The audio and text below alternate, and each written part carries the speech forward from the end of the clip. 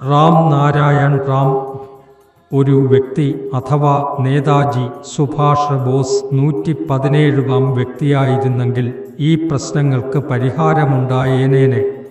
ബംഗാളിന് പാടുണ്ടാകില്ലായിരുന്നു. രണ്ട് രാഷ്ട്രങ്ങളും ഒന്നായേനേനെ.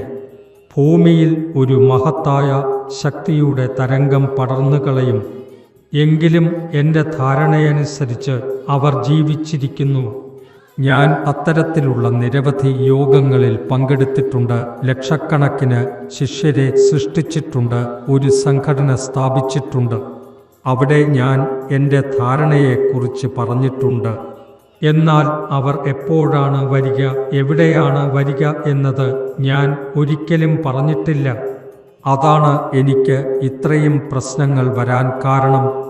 ചിലർ വിശ്വസിക്കുന്നു ഞാൻ തന്നെയാണ് നേതാജിയെ വീണ്ടും കൊണ്ടുവരികയെന്ന്. അതിനുശേഷം മീർ ജാഫർ വിഭീഷണൻ പോലുള്ള എൻ്റെ തന്നെ ചില 3-4 പേർ വിശ്വാസഘാതം നടത്തി. ബസു പറഞ്ഞു ഞാൻ കള്ളം പറയുന്നു, മാധ്യമങ്ങളിൽ കള്ളവാർത്ത പ്രചരിപ്പിക്കുന്നു എന്ന്. ശൈൽബാലയുടെ മക്കൾ 22 വർഷങ്ങളായി ഇവിടെ ഉണ്ടായിരുന്നു.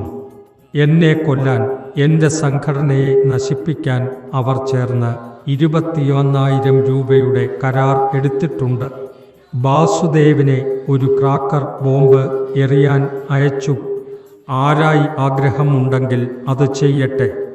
മാധ്യമപ്രവർത്തകരായാലും പോലീസായാലും ഗുണ്ടകളായാലും ആഗ്രഹം ഉള്ളതെന്തെങ്കിലും ചെയ്യട്ടെ. അവരുടെ ചിന്തകൾ മാറ്റാൻ എനിക്ക് സമയം ഇല്ല. ശൈൽബാലയുടെ മക്കൾ എൻ്റെ മേൽ കേസ് കൊടുത്തു. ഞാൻ കൊടുത്ത 22 വീഘ ഭൂമി അവർ 70,000 രൂപയ്ക്ക് വിറ്റു. 10 മാസങ്ങൾക്ക് ശേഷം ഞാൻ കുറ്റക്കാരനായി മാറിപ്പോയി. ഇന്ത്യയുടെ പല ഭാഗങ്ങളിലും ഞാൻ 10 മാസങ്ങളായി സഞ്ചരിച്ചുകൊണ്ടിരുന്നു. പല രക്ഷിതാക്കളും എൻ്റെ മേൽ കുറ്റങ്ങൾ ആരോപിക്കാൻ തുടങ്ങി. അവർ പണമെടുത്തുകൊണ്ടിരിക്കുന്നു. അത്തരത്തിൽ നൂറക്കണക്കിന് കാര്യങ്ങളുണ്ട്.